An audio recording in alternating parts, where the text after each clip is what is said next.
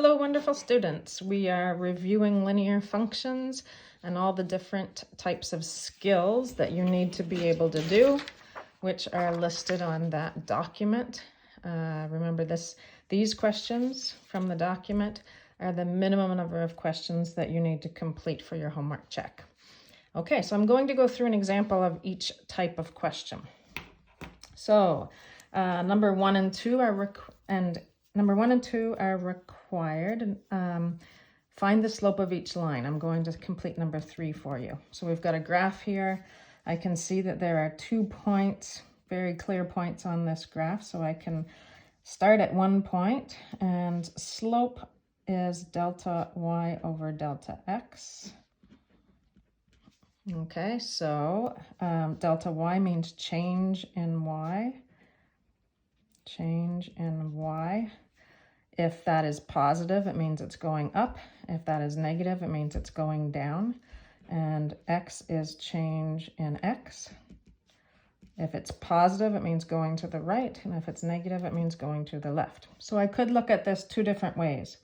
I could say, okay, delta y. If I start at this point, delta y is 1, 2, 3 units up. So plus 3.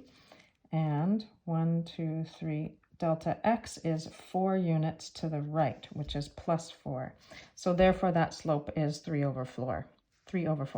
If you happen to do it from the other way around, if you start it with this point, that would be absolutely fine as well. You'll get the same answer because when we do delta y, we come down 3, which is a negative 3. And we go to the left 4, which is a negative 4. But negative 3 over negative 4 is actually 3 over 4 when it's simplified. So that slope is 3 over 4. Okay, and then when we have I'm going to do number 6 as well. Here we need to find the slope of each line. Well, this is just in the form of y equals mx plus b. That's called slope-intercept form.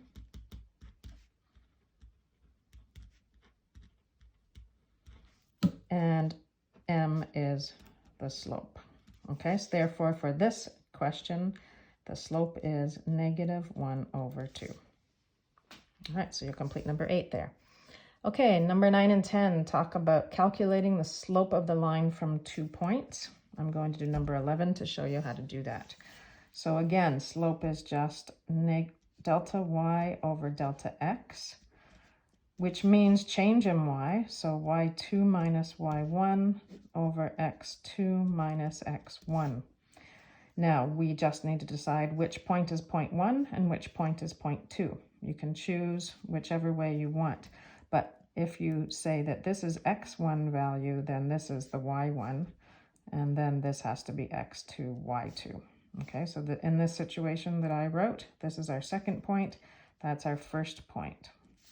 Okay, so then we can do y2, 15, minus y1, 14, over x2, 17, minus x1, which is negative 20. Good idea to put that bracket around there, so in our next step we'll know. So 15 minus 14 is 1. 17 minus 20 means plus 20, so that's actually 1 over 37. Okay, that seems like a really strange slope, so I'm just going to double check that. 15 minus 14, 17 minus 20. Yep. Okay, now, if you had chosen to label your points the other way around, that would have been also fine, because you would say, when you did your y2 minus y1, this would be your second point, so 14 minus 15 minus 20 minus 17, and then we'd have negative 1 over negative 37, which is the same as 1 over 37, but 1 over 37 is simplified. All right, so let's go to 13-14, which is slope of parallel lines. Okay, so parallel lines mean that 2 lines parallel. We could put this little symbol on them to mean they're parallel. It means they will never touch each other.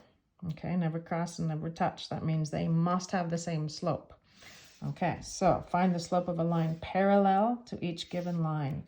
This parallel lines have the same slope. Okay, so I will complete number 13. Find the slope of a line parallel to each given line. Therefore, the slope of a parallel line, I'll just say, put parallel as a little subscript there, is going to be the same slope as this one. The slope of this line is 2 over 3. Therefore, the slope of the parallel line will also be 2 over 3. All right, slope of perpendicular lines. Perpendicular means 90 degrees. Okay, so that means that we have negative reciprocal slopes. Negative reciprocal slopes.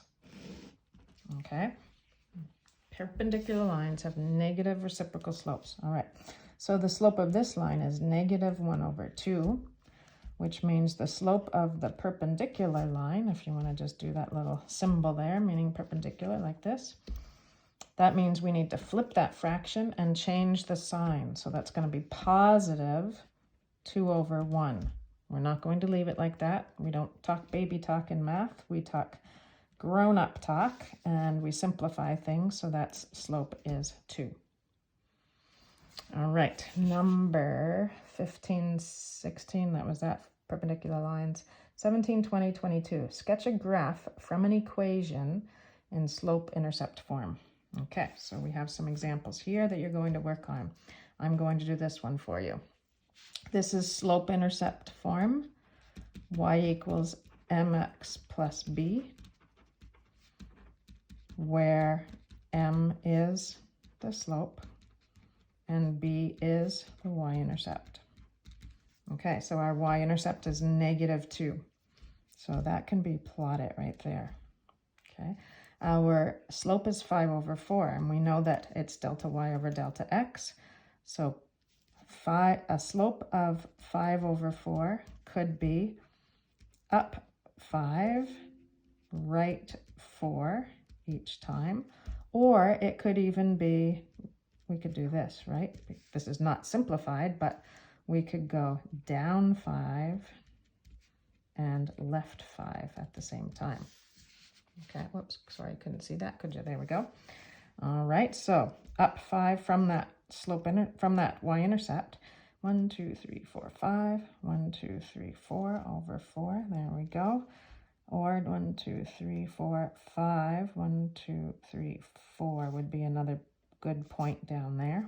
Okay, and then we need a ruler to draw that straight line. So here we go.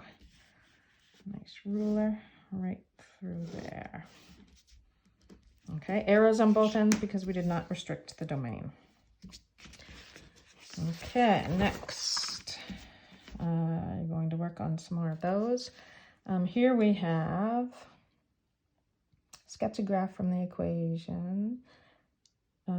Sketch a graph from its intercepts. Okay, so here's examples of sketch a graph from its intercepts. I'm going to do this one here for you. So the x-intercept is 5, which actually means this point, 5, 0. So we're going to plot that point. The y-intercept is 4, which actually means this point, 0, 4. So we're going to plot that point. And then we can join that together with a straight line. And arrows on both ends. We did not restrict the domain. Okay. Let's see, I'm going to stop the video there and I'm going to start a new video next. So we will finish the rest in the next video.